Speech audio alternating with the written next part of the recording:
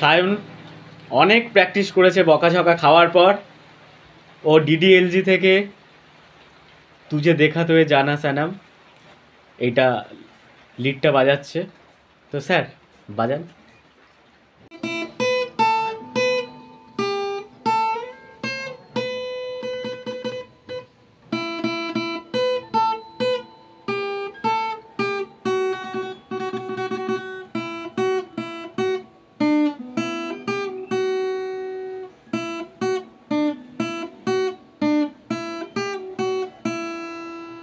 একটু মাঝে মধ্যে প্রবলেম হচ্ছে, কিন্তু ঠিক আছে।